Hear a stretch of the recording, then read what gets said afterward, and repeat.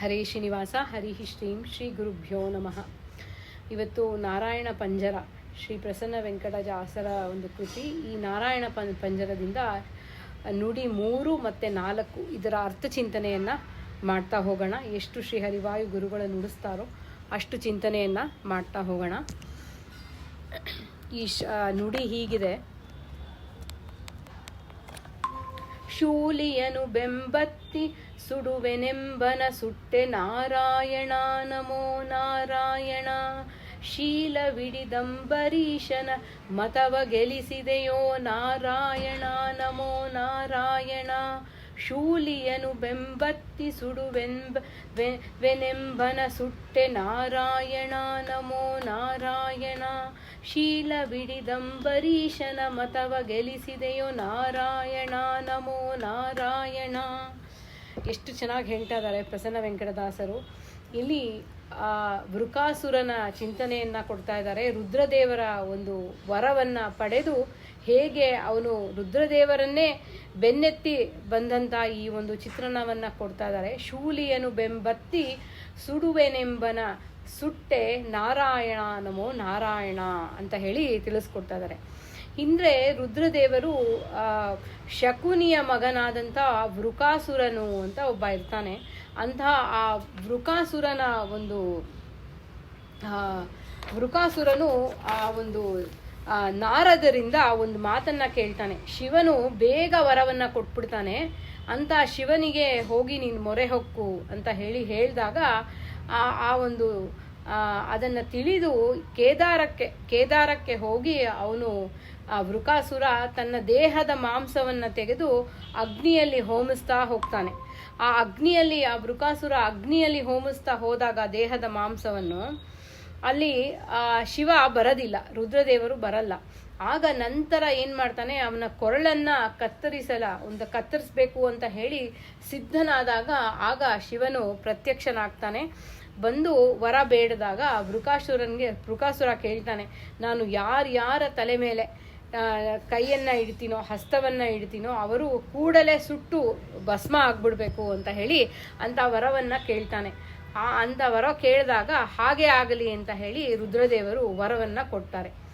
ಈಗ ಏನಾಗುತ್ತೆ, ಈ ಥರ ವರವನ್ನು ಕೊಟ್ಟಾಗ ಶಿವನು ಒಂದು ರೀತಿಯಾಗಿ ಆ ಪರೀಕ್ಷೆ ಮಾಡಬೇಕು ಅಂತ ಆ ವೃಕಾಸುರ ಏನು ಮಾಡ್ತಾನೆ, ಆ ಒಂದು ರುದ್ರದೇವರನ್ನ ಹಿಂಬಾಲಿಸಿ ಬರ್ತಾನೆ. ರುದ್ರದೇವರ ಮೇಲೆ ತಲೆಯನ್ನು ಇಡಬೇಕು ಅಂತ ಹೇಳಿ, ಕೈಯನ್ನು ಇಡಬೇಕು ಅಂತ ಹೇಳಿ ಪರೀಕ್ಷೆ ಮಾಡಬೇಕು ಅನ್ನೋ ಒಂದು ಮಾತಲ್ಲಿ ಬಂದು ಆ ಕೈಯನ್ನು ಆಗ ಶಿವ ರುದ್ರದೇವರು ಭೀತರಾಗಿ ಎಲ್ಲ ಲೋಕಗಳಿಗೆ ಓಡಿ ಹೋಗಿ ರಕ್ಷಣೆ ಎಲ್ಲೂ ಕೊನೆಗೆ ಸಿಗದೆ ವೈಕುಂಠಕ್ಕೆ ಬರ್ತಾರೆ. ಅಂಥ ವೈಕುಂಠಕ್ಕೆ ಬಂದಾಗ ಆ ಒಂದು ನಾರಾಯಣನ ವಟುರೂಪಿ ಭಗವಂತ ಏನು ಮಾಡ್ತಾನೆ, ಆ ವಟುರೂಪಿಯನ್ನು ಶ್ರೀಮನ್ನಾರಾಯಣ ವಟುರೂಪಿಯನ್ನು ತಗೊಂಡು, ಸಣ್ಣ ಬಾಲಕನ ವಟುರೂಪಿ ತಗೊಂಡು, ವೃಕಾಸುರನೇ ಈ ಒಂದು ಶಿವನನ್ನ ಮಾತನ್ನ ನಂಬೇಡ, ನೀನು ಯಾವತ್ತೂ ನಂಬೇಡ. ನೋಡಿ ಭಗವಂತ ಎಂಥ ಮಾಯೆಯನ್ನು ಹೇಳ್ತಾನೆ. ಅವನು ಒಂದು ಮಾತಿಗೆ ಅವನು ವೃಕಾಸುರ ದೈತ್ಯರು ಅಂದರೆ ಬಹಳ ದುಷ್ಟರು. ಅವರ ಒಂಥರ ಏನೋ ಒಂದು ಕೆಟ್ಟ ಬುದ್ಧಿ ಅವ್ರದ್ದು, ಒಂಥರ ಏನೇನೋ ಸಾಮಾನ್ಯವಾಗಿ ಬರ್ದಿರೋ ಅಂಥ ಕೆಟ್ಟ ಆಲೋಚನೆ, ಕೆಟ್ಟ ಬುದ್ಧಿಗಳೇ ಇಂಥ ದುಷ್ಟರಿಗಿರೋದು. ಅಂತಹ ವೃಕಾಸುರ ನೋಡಿ ರುದ್ರದೇವರಿಂದ ವರವನ್ನು ಪಡೆದು ಭಸ್ಮ ಆಗಬೇಕು ಅಂತ ವರವನ್ನು ಪಡೆದು ಆ ರುದ್ರದೇವರನ್ನೇ ಅಟ್ಟಿಸ್ಕೊಂಡು ಹೋಗ್ತಾನೆ. ಆಗ ಈ ನಾರಾಯಣ ವೈಕುಂಠಕ್ಕೆ ಹೋದಾಗ ರುದ್ರದೇವರು ಅಲ್ಲಿ ವೃಕಾಸುರನ ವಟುರೂಪವನ್ನು ತಗೊಂಡು ಆಗ ನಾರಾಯಣ ಹೇಳ್ತಾನೆ, ಇದನ್ನು ನಂಬೇಡ, ನಿನ್ನನ್ನು ನೀನೇ ಪರೀಕ್ಷೆಯನ್ನು ಮಾಡ್ಕೊ, ನಂಬೇಡ, ನಿನ್ನ ತಲೆ ಮೇಲೆ ನೀನು ಕೈ ಇಟ್ಕೊಂಡು ನೋಡು ಅಂತ ಹೇಳಿದಾಗ ಅವನ ಮಾತು ಭಗವಂತನ ಮಾಯೆ, ಭಗವಂತನ ಮಾತು ಅಂತ ಹೇಳಿದ್ರೆ ಅದನ್ನು ಒಂದು ಶಾಸನ, ಆ ರೀತಿಯಾದಂಥ ಮಾತನ್ನು ದೈತ್ಯ ಕೇಳೋ ಹಾಗೆ ಭಗವಂತ ಮಾಡ್ತಾನೆ, ಮಾಯೆಯನ್ನು ಮಾಡ್ತಾನೆ. ಆಗ ಆ ಒಂದು ದೈತ್ಯ ಕೇಳಿ, ವೃಕಾಸುರ ಕೇಳಿ ಏನು ಮಾಡ್ತಾನೆ ಅಂತ ಹೇಳಿದ್ರೆ ಅವನ ಒಂದು ಕೈ ಮೇಲೆ, ಅವನ ಒಂದು ತಲೆ ಮೇಲೆ ಅವನು ಸತ್ಯವೋ ಅಸತ್ಯವೋ ಅಂತ ಹೇಳಿ ನಿಶ್ಚಯ ಮಾಡ್ಕೊಳ್ಳೋದಕ್ಕೆ ಅವನ ಒಂದು ತಲೆ ಮೇಲೆ ಅವನ ಕೈ ಇಟ್ಕೊಂಡ್ಬಿಡ್ತಾನೆ. ಆಗ ಭಸ್ಮ ಆಗೋಗ್ತಾನೆ. ಹಾಗೆ ಭಗವಂತ ನಾರಾಯಣನ ಮಾತಿನಿಂದ ಮೋಹಿತನಾಗ್ತಾನೆ ಆ ವೃಕಾಸುರ. ಅವನ ತಲೆ ಮೇಲೆ ಅವನ ಕೈಯನ್ನು ಇಟ್ಕೊಂಡು ಕೂಡಲೇ ಅವನು ಸುಟ್ಟು ಸುಟ್ಟು ಭಸ್ಮ ಆಗೋಗ್ತಾನೆ. ಹೀಗೆ ದೇವತೆಗಳು ಪುಷ್ಪವೃಷ್ಟಿಯನ್ನು ಮಾಡ್ತಾರಂತೆ ಭಗವಂತನಿಗೆ. ಆಗ ಶಿವನನ್ನು ಸಂಕಟದಿಂದ ಪಾರು ಮಾಡಿದ ನಾರಾಯಣನಿಗೆ ನಮಸ್ಕಾರ ನಮಸ್ಕಾರ ಅಂತ ಹೇಳಿ ಹೇಳ್ತಾ ಇದ್ದಾರೆ. ಅದರಿಂದ ಈ ರೀತಿ ಹೇಳ್ತಾ ಇದ್ದಾರೆ. ಶೂಲಿಯನು ಬೆಂಬತ್ತಿ ಸುಡುವೆನೆಂಬನ ಸುಟ್ಟೆ ನಾರಾಯಣ ನಮೋ ನಾರಾಯಣ, ಶೀಲ ಬಿಡಿ ದಂಬರೀಶನ ಮತವ ಗೆಲ್ಲಿಸಿದೆಯೋ ನಾರಾಯಣ ನಮೋ ನಾರಾಯಣ. ಅಂಬರೀಷರಾಯರ ಒಂದು ಅಂಬರೀಷನ ಕಥೆಯನ್ನು ಇಲ್ಲಿ ಹೇಳ್ತಾರೆ. ಇಲ್ಲಿ ಭಾಗವತದ ನವಮ ಸ್ಕಂದ, ಒಂದು ನವಮ ಸ್ಕಂದದಲ್ಲಿ ಬರುವಂತಹ ಕಥೆ ಇದು. ಎಲ್ಲ ರೀತಿಯಾದಂಥ ತಿಥಿತ್ರಯಗಳನ್ನು ಪಾಲಿಸುವುದು, ಎಲ್ಲ ಎಲ್ಲ ಒಳ್ಳೆಯ ಸದ್ವ್ರತವನ್ನು ಮಾಡುವಂಥ ಅಂಬರೀಷ ಮಹಾರಾಜನು ಒಂದು ಸಾಧನಾ ದ್ವಾದಶಿ, ಆ ಸಾಧನಾ ದ್ವಾದಶಿಯ ದಿನ ಪಾರಣೆ ಮಾಡಬೇಕು ಅಂತ ಹೇಳಿ ಅಂದರೆ ಒಂದು ರೀತಿಯಾದಂಥ ಆ ಏಕಾದಶಿಯ ಒಂದು ಆಚರಣೆ ಆದ ಮೇಲೆ ದ್ವಾದಶಿಯ ಪಾರಣೆ ಮಾಡಬೇಕು ಅಂತ ಅನ್ನೋ ಸಮಯ ಆದಾಗ ಅಲ್ಲಿ ದೂರ್ವಾಸರು ಬರ್ತಾರೆ. ಪೂಜ್ಯರಾದಂತಹ ದೂರ್ವಾಸರು ಮುನಿಗಳು ಅಲ್ಲಿ ಬಂದು ಪ್ರತ್ಯಕ್ಷರಾದಾಗ ಅಂಬರೀಷನು ಅಲ್ಲಿ ಅತಿಥಿಗೆ ಬಹಳ ಚೆನ್ನಾಗಿ ಒಂದು ರೀತಿಯಾದಂಥ ಅರ್ಘ್ಯ ಪಾದ್ಯ ಇದೆಲ್ಲ ಕೊಟ್ಟು ಸತ್ಕರಿಸಿ ಭೋಜನ ಸ್ವೀಕಾರ ಮಾಡಬೇಕು ಅಂತ ಹೇಳಿ ಪ್ರಾರ್ಥನೆಯನ್ನು ಮಾಡ್ತಾನೆ ಅಂಬರೀಷರಾಯ. ಅಂತ ದೂರ್ವಾಸರು ಹೇಳ್ತಾರೆ, ಆಗ ಸ್ನಾನವನ್ನು ಮಾಡ್ಕೊಂಡು ಬರ್ತೀನಿ, ನಾನು ಸ್ನಾನ ಮಾಡಿ ಆಹ್ನಿಕ ಮುಗಿಸ್ಕೊಂಡು ಬರ್ತೀನಿ, ಅಲ್ಲಿವರೆಗೂ ಇರು ಅಂತ ಹೇಳಿ ನದಿಗೆ ಹೋಗ್ತೀನಿ ಅಂತ ಹೇಳಿ ಹೋಗ್ತಾರೆ. ಆ ಪಾರಾಯಣ ಸಮಯ ಸಮೀಪ ಆದರೂ ಕೂಡ ಅವರು ದೂರ್ವಾಸರು ಬರದೇ ಇಲ್ಲ. ಆಗ ರಾಜನ ಏನು ಮಾಡಬೇಕು, ತುಂಬ ಹೊತ್ತಾಗಿರುತ್ತಲ್ಲ, ರಾಜ ಕೇಳ್ತಾನೆ ಅಂಬರೀಷ ರಾಜ ಕೇಳ್ತಾನೆ ಅಲ್ಲಿರೋ ಬ್ರಾಹ್ಮಣರಿಗೆ ಏನು ಮಾಡೋದು ಅಂತ ಕೇಳಿದಾಗ ಪಾರಣೆ ಮಾಡ್ಬೋದು, ಒಂದು ಸಣ್ಣ ನೀರನ್ನು ಕುಡಿದ್ಬಿಡಿ ಅಂತ ಹೇಳಿ ಅದಕ್ಕೆ ಹೇಳೋದು ಏಕಾದಶಿ ದಿನ ನೀರು ಕುಡಿದ್ರೆ ಅನ್ನ ತಿಂದಷ್ಟು ಅಂತ ಹೇಳ್ತಾರೆ. ಅದರಿಂದ ಬ್ರಾಹ್ಮಣರು ತಿಳಿಸ್ತಾರೆ. ಪಾರಣೆ ಕುರಿತಂತೆ ವಿಚಾರಿಸಿದಾಗ ಆಗ ತೀರ್ಥ ಸ್ವೀಕಾರ ಮಾಡು, ಭಗವಂತನ ತೀರ್ಥವನ್ನು ಸ್ವೀಕಾರ ಮಾಡು, ಜಲಪಾನ ಮಾಡು ಅಂತ ಹೇಳಿ ತಿಳಿಸ್ಕೊಡ್ತಾರೆ. ಹಾಗೆ ಆಗಲಿ ಅಂತ ಹೇಳಿ ಎಲ್ಲ ವೇದಗಳು ಮತ್ತು ಸ್ಮೃತಿಗಳು ನೀರಿನ ಪಾರಣೆಯು ಹಿಂದಿನ ವ್ರತಕ್ಕೆ ಪಾರಣೆ ಮಾಡುವಂತೆ ಅಂತ ಹೇಳಿ ಆ ಭೋಜನ ಮಾಡಿದಂತೆ ಅಂತ ಹೇಳ್ತಾರೆ. ಅದರಿಂದ ಅವರು ಆ ಬ್ರಾಹ್ಮಣರೆಲ್ಲ ಅವರಿಗೆ ಅಂಬರೀಷ ರಾಜರಿಗೆ ಈ ರೀತಿಯಾದಂಥ ಒಂದು ಸಲಹೆಯನ್ನು ಕೊಟ್ಟಾಗ ಅಂಬರೀಷ ಭಗವಂತನನ್ನ ಧ್ಯಾನ ಮಾಡಿಕೊಂಡು ಆಗಲೇ ಒಂದು ದೂರ್ವಾಸರ ಆಗಮನವನ್ನು ನಿರೀಕ್ಷೆ ಮಾಡ್ತಾ ಅಲ್ಲಿ ಇರ್ತಾರೆ. ಆಗ ಆ ಒಂದು ತೀರ್ಥವನ್ನು ತಗೊಂಡ್ಬಿಡ್ತಾರೆ. ತೀರ್ಥವನ್ನು ತಗೊಂಡು ಸ್ವಲ್ಪ ಹೊತ್ತಿಗೆ ದೂರ್ವಾಸರು ಬರ್ತಾರೆ. ಅಲ್ಲಿಗೆ ಬಂದಾಗ ಅವ್ರಿಗೆ ಒಂದು ರೀತಿಯಾದಂಥ ಜ್ಞಾನ ದೃಷ್ಟಿಯಿಂದ ಆ ಒಂದು ವಿಷಯವನ್ನು ತಿಳ್ಕೊಳ್ತಾರೆ. ಅಂಬರೀಷ ರಾಜ ಆ ನೀರನ್ನು ತೀರ್ಥವನ್ನು ಸ್ವೀಕಾರ ಮಾಡಿದ್ದಾನೆ ಅಂತ ಹೇಳಿ ಈಗ ಜ್ಞಾನ ದೃಷ್ಟಿಯಿಂದ ತಿಳಿದಾಗ ಅವರಿಗೆ ಸ್ವಲ್ಪ ಕೋಪ ಬರುತ್ತೆ. ಆ ಜಟೆ ಇರುತ್ತೆ, ಅವರು ಜಟೆ ಕೂದಲು, ಆ ಜಟೆಯನ್ನು ಅಪ್ಪಳಿಸಿ ಕೆಳಗೆ ಹಾಕ್ತಾರೆ. ಅಲ್ಲಿ ಆವಾಗ ಒಂದು ರೀತಿಯಾದಂಥ ಒಂದು ಆಭಿಚಾರಿಕ ದೇವತೆ ಅಂತ ಹೇಳ್ತಾರೆ. ಅಲ್ಲಿಂದ ಆಭಿಚಾರಿಕ ದೇವತೆ ಹುಟ್ಟಿ ಬಂದಾಗ ಅಂಬರೀಷನನ್ನು ಬೆನ್ನಹತ್ತತ್ತೆ ಹೋಗಿ ಆ ಒಂದು ದೇವತೆ. ಆ ಅಂಬರೀಷನ ಬೆನ್ನನ್ನು ಹತ್ತಿದಾಗ ಭಗವಂತನಿಂದ ರಾಜನಿಗೆ ಒಂದು ಕೊಡಲ್ಪಟ್ಟ ಒಂದು ಚಕ್ರಾಯುಧ ಇರುತ್ತೆ ಅವನ ಹತ್ರ. ಆ ಚಕ್ರಾಯುಧ ದೂರ್ವಾಸರನ್ನು ಹತ್ತಿ ಆ ದೇವತೆಯನ್ನು ಸಾಯಿಸಿ ದೂರ್ವಾಸರ ಬೆನ್ನನ್ನು ಹತ್ಕೊಂಡು ಹೋಗುತ್ತೆ ಅದು. ಆಗ ದೂರ್ವಾಸರು ತುಂಬ ಭಯಗೊಂಡು ಸ್ವರ್ಗಲೋಕಕ್ಕೆ, ಬ್ರಹ್ಮಲೋಕಕ್ಕೆ, ಎಲ್ಲ ಕೈಲಾಸಕ್ಕೆ ಎಲ್ಲ ಹೋಗ್ತಾರೆ. ಎಲ್ಲ ಹೋದರೂ ಯಾರೂ ರಕ್ಷಣೆ ಮಾಡೋಕ್ಕಾಗಲ್ಲ, ಯಾರೂ ನಮಗಾಗಲ್ಲ ರಕ್ಷಣೆ ಮಾಡೋಕ್ಕೆ ಅಂತ ಹೇಳಿ ತಿಳಿಸ್ಕೊಟ್ಟಾಗ ಕೊನೆಗೆ ವೈಕುಂಠಕ್ಕೆ ಭಗವಂತನ ಒಂದು ವೈಕುಂಠಕ್ಕೆ ಬಂದಾಗ ಭಗವಂತ ಹೇಳ್ತಾನೆ, ದೂರ್ವಾಸರೇ, ನಾನು ಭಕ್ತ ಪರಾಧೀನನಾಗಿದ್ದೇನೆ, ಅಸ್ವತಂತ್ರನಾಗಿದ್ದೇನೆ ಅಂತ ಹೇಳ್ತಾನೆ. ಅಂದರೆ ಸಜ್ಜನರಾದ ಭಕ್ತರಿಂದ ನನ್ನ ಮನಸ್ಸು ಒಂದು ವಶೀಕೃತವಾಗಿದೆ ಅಂತ ಭಗವಂತ ಹೇಳ್ತಾನೆ. ಎಂಥ ಒಂದು ಮಾತು ನೋಡಿ, ಅವನು ಅಸ್ವತಂತ್ರ ಅಂತ ಹೇಳ್ತಾನೆ. ಆ ರೀತಿಯಾದಂಥ ಭಕ್ತಾಧೀನ ಅಂತ ಹೇಳಿ ತಿಳಿಸ್ಕೊಡ್ತಾನೆ. ಎಷ್ಟು ಸುಂದರವಾಗಿ ಹೇಳ್ತಾನೆ ನೋಡಿ ಭಗವಂತ. ಭಕ್ತ ಜನಪ್ರಿಯನಾಗಿದ್ದೇನೆ. ಯಾರ ಭಕ್ತರು, ಅವನು ಭಗವಂತ ಹೇಳ್ತಾನೆ, ಯಾವ ಭಕ್ತರು ತಮ್ಮ ಹೆಂಡತಿ, ಮಕ್ಕಳು, ಸಂಪತ್ತು, ಸ್ವರ್ಗಾದಿಗಳನ್ನು ಕೂಡ ತ್ಯಾಗ ಮಾಡಿ ನನ್ನನ್ನು ಮೊರೆ ಹೊಕ್ಕಿರುವರೋ ಅಂಥ ಭಕ್ತರನ್ನು ನಾನು ಹೇಗೆ ಬಿಡಲು ಸಾಧ್ಯ ಅಂತ ಭಗವಂತ ಹೇಳ್ತಾನೆ. ಅಂಥ ಕಾರಣದಿಂದ ದೂರ್ವಾಸರೇ, ಈಗ ನಾನೇನು ಮಾಡೋಕ್ಕಾಗಲ್ಲ ನಿಮಗೆ, ನೀವು ಅಂಬರೀಷನ ಹತ್ರನೇ ಹೋಗಿ ಅಂತ ಹೇಳಿ ತಿಳಿಸ್ಕೊಡ್ತಾನೆ ಭಗವಂತ. ಆಗ ದೂರ್ವಾಸರಲ್ಲಿಂದ ಹೊರಟು ಅಂಬರೀಷ ಮಹಾರಾಜನ ಹತ್ತಿರ ಕೂಡಲೇ ಬಂದಾಗ, ಆಗ ಅಂಬರೀಷ ರಾಜ ಬಹಳ ದಯಾವಂತ.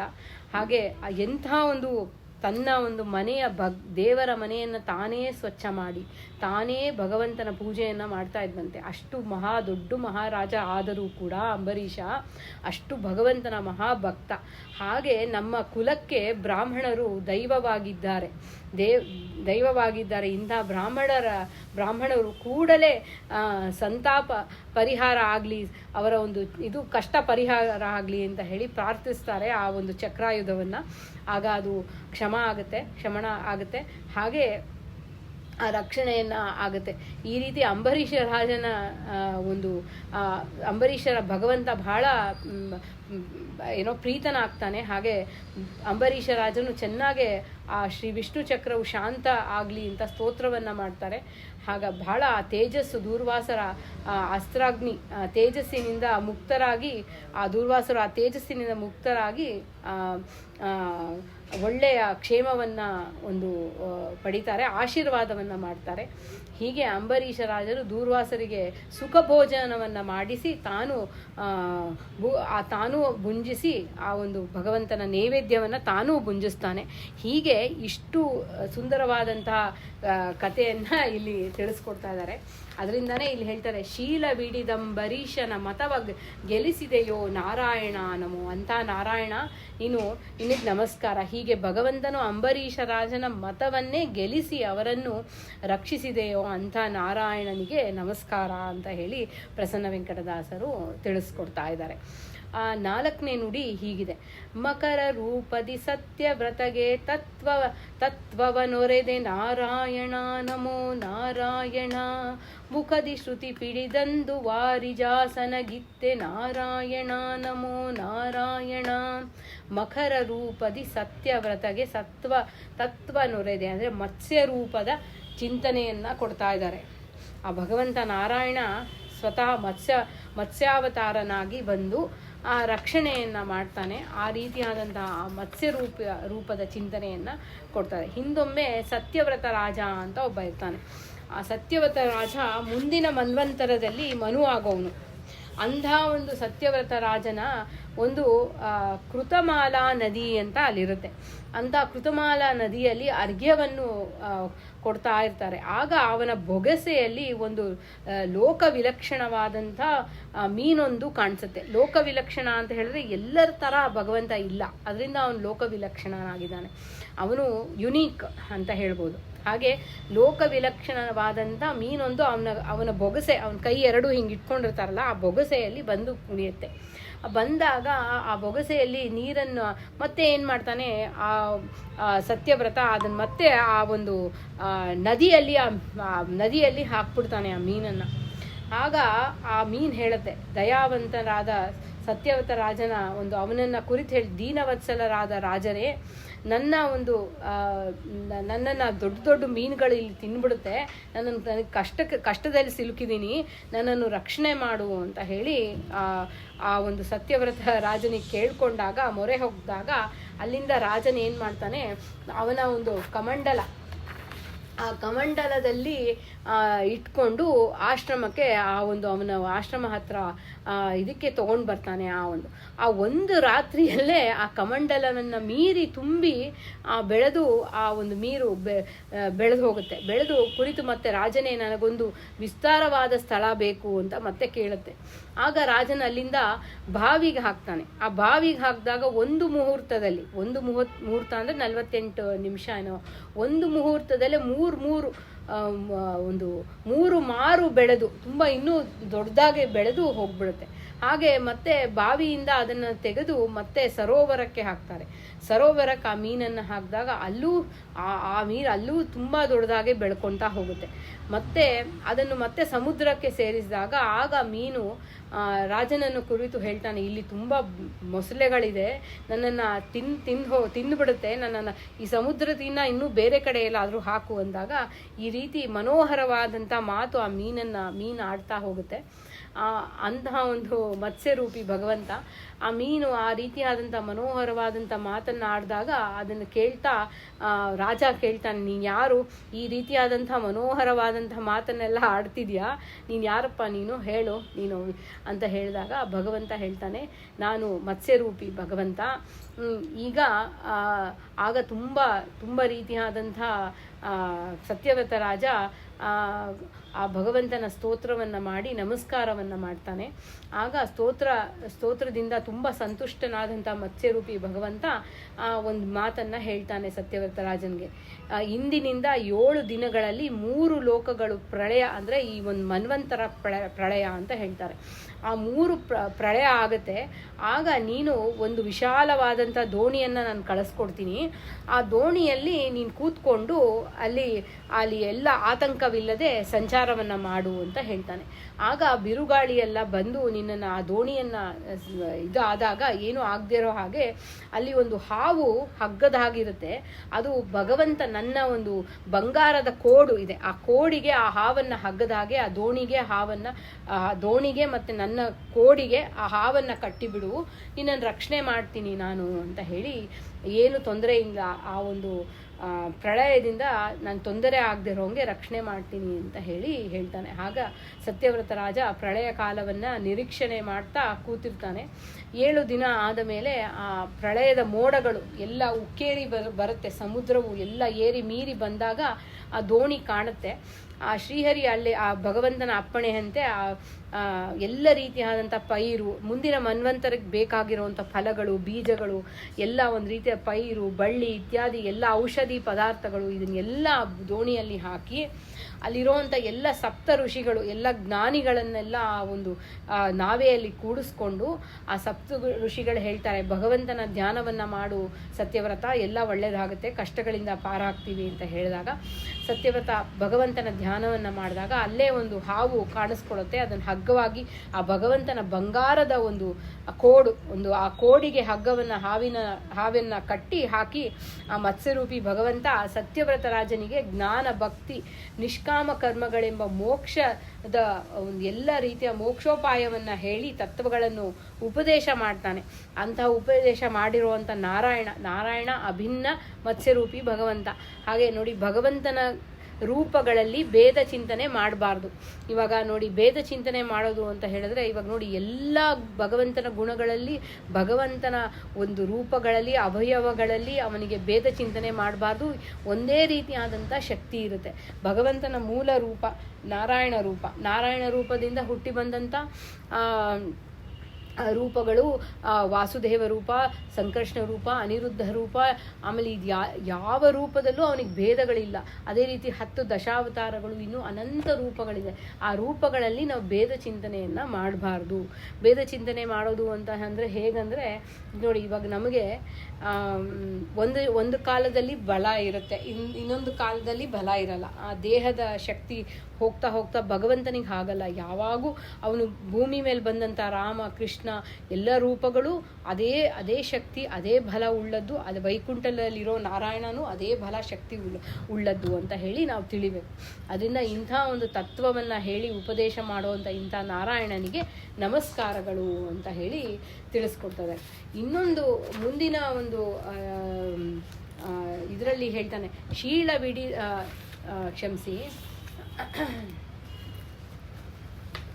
ಆಮೇಲೆ ಹೇಳ್ತಾನೆ, ಮುಖದಿ ಶ್ರುತಿ ಪೀಡಿದಂದು ತಂದು ವಾರಿಜಾಸನಗಿತ್ತೆ ನಾರಾಯಣ ನಮೋ ನಾರಾಯಣ. ಇದೇ ಮತ್ಸ್ಯರೂಪಿ ಭಗವಂತ ಹಯಗ್ರೀವಾಸುರ ಅಂತ ಒಬ್ಬ ರಾಕ್ಷಸ ಇರ್ತಾನೆ. ಅಂತಹ ಒಂದು ಆ ರಾಕ್ಷಸ ಏನು ಮಾಡ್ತಾನೆ, ಬ್ರಹ್ಮದೇವರಿಂದ ವೇದಗಳನ್ನು ಕದ್ದು ಹೊರಟೋಗ್ತಾನೆ. ಆ ವೇದಗಳನ್ನು ಕದಿಯೋದು ಅನ್ನೋ ಅರ್ಥ ಏನು ಅಂದರೆ, ವೇದಗಳನ್ನು ತೊಗೊಂಡು ಹೊರಟೋಗ್ಬಿಡ್ತಾನೆ. ಅಂಥ ಒಂದು ವೇದಗಳನ್ನು ರಕ್ಷಣೆಯನ್ನು ಮಾಡಿ ಅದನ್ನು ತಂದು ಬ್ರಹ್ಮದೇವರಿಗೆ ಕೊಟ್ಟಿರುವಂಥ ಒಂದು ಚಿಂತನೆಯನ್ನು ಇಲ್ಲಿ ಕೊಡ್ತಾ ಇದ್ದಾರೆ. ನಾರಾಯಣ ನಮೋ ನಾರಾಯಣ ಅಂತ ಹಯಗ್ರೀವಾಸುರ ಅಂತ ಇರ್ತಾನೆ. ಅಂತ ಹಯಗ್ರೀವಾಸುರ ಏನು ಮಾಡ್ತಾನೆ, ಆ ಬ್ರಹ್ಮದೇವರು ಯಾವುದೋ ಒಂದು ಸಮಯದಲ್ಲಿ ಒಂದು ಸ್ವಲ್ಪ ಆಕಳಿಕೆ ಬಂದು ಎಚ್ಚರ ತಪ್ಪಿದಾಗ, ಅಂದರೆ ಅವರಿಗೆ ಕಲಿಯ ಬಾಧೆಯೆಲ್ಲ ಇಲ್ಲ, ಇದು ಭಗವಂತನ ಲೀಲೆ ಅಷ್ಟೇ. ಆ ಒಂದು ಸಣ್ಣ ಆ ಸಮಯದಲ್ಲಿ ವೇದಗಳನ್ನು ಕದಿಯೋದು. ಇಲ್ಲಿ ಜ್ಞಾನವನ್ನು ಕದಿಯೋಕ್ಕಾಗತ್ತಾ? ಯಾರಿಂದನೂ ಜ್ಞಾನವನ್ನು, ವೇದಗಳು ಅಂದರೆ ಭಗವಂತ ಜ್ಞಾನಾನಂದವಾದಂಥ ಭಗವಂತ. ಅಲ್ಲಿ ಕದಿಯೋದು ಅಂತ ಹೇಳಿದ್ರೆ ಅದಕ್ಕೆ ಅಭಿಮಾನಿ ದೇವತೆಗಳಿರ್ತಾರೆ. ಆ ಅಭಿಮಾನಿ ದೇವತೆಗಳನ್ನು ಕರ್ಕೊಂಡು ಹೊಟ್ಟೋಗ್ಬಿಡ್ತಾನೆ ಅವನು, ಹಯಗ್ರೀವಾಸುರ ಅಂತ. ಆ ರೀತಿ ಆ ಹಯಗ್ರೀವಾಸುರನ ಸಂಹಾರವನ್ನು ಮಾಡಿರುವಂಥ ಮತ್ಸ್ಯರೂಪಿ ಭಗವಂತ, ಆ ಮತ್ಸ್ಯರೂಪಿ ಭಗವಂತನ ಚಿಂತನೆಯನ್ನು ಹೇಳ್ತಾ ಇದ್ದಾರೆ. ಅದನ್ನು ಜ್ಞಾನ ಕಾರ್ಯ ಮಾಡಿ ಮತ್ತೆ ಬ್ರಹ್ಮದೇವರಿಗೆ ತಂದು ಕೊಟ್ಟಿರ್ತಾರೆ. ಇಂಥ ಒಂದು ಮತ್ಸ್ಯರೂಪಿ ಭಗವಂತನಿಗೆ ನಮಸ್ಕಾರ, ನಾರಾಯಣ ನಮೋ ನಮೋ, ನಾರಾಯಣ ನಮೋ ನಮೋ ಅಂತ ಹೇಳಿ ತಿಳಿಸ್ಕೊಡ್ತಾ ಇದ್ದಾರೆ. ಹೀಗೆ ಅದರಿಂದನೇ ಈ ನುಡಿಯನ್ನು ಹೇಳ್ತಾರೆ. ಮುಖದಿ ಶ್ರುತಿ ಪಿಡಿದಂದು ವಾರಿಜಾಸನಗಿತ್ತೆ ಅಂತ ಹೇಳಿ ತಿಳಿಸ್ಕೊಡ್ತಾರೆ. ಮತ್ಸ್ಯರೂಪಿ ಭಗವಂತ ಆ ಒಂದು ಕೋಡೆಯಿಂದ ಇದರಿಂದ ಕೊಂದು ಸಂಹಾರವನ್ನು ಮಾಡಿ, ಹಯಗ್ರೀವಾಸುರನ ಸಂಹಾರವನ್ನು ಮಾಡಿ ರಕ್ಷಣೆಯನ್ನು ಮಾಡ್ತಾನೆ ಅಂತ ಹೇಳಿ ತಿಳಿಸ್ಕೊಡ್ತದೆ. ಇಷ್ಟು ಚಿಂತನೆ ಈ 2 ನುಡಿಗಳಲ್ಲಿ ಬಂದಿದೆ ಅಂತ ಹೇಳಿ. 3 ಮತ್ತು 4 ಈ 2 ನುಡಿಗಳನ್ನು ಇನ್ನೊಂದು ಸಲ ಓದ್ತೀನಿ.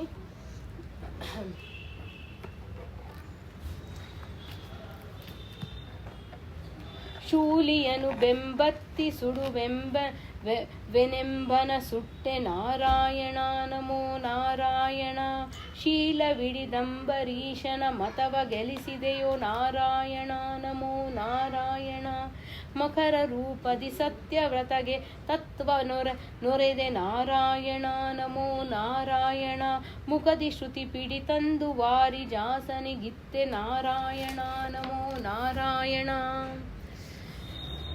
ಸುಂದರವಾದಂಥ ಈ ಚಿಂತನೆಯನ್ನು ಇವತ್ತು ಶ್ರೀಹರಿವಾಯು ಗುರುಗಳ ದಯೆಯಿಂದ ಮಾಡಿದ್ದೀವಿ. ಇದನ್ನು ಸಮರ್ಪಣೆಯನ್ನು ಮಾಡೋಣ. ಭಾರತೀಯ ರಮಣ ಮುಖ್ಯ ಪ್ರಾಣಾಂತರ್ಗತ ಬಿಂಬಮೂರ್ತಿ ಪ್ರೇರಣಾ ಬಿಂಬಮೂರ್ತಿ ಪ್ರೀತ್ಯರ್ಥಂ ಶ್ರೀಕೃಷ್ಣ ಅರ್ಪಣ.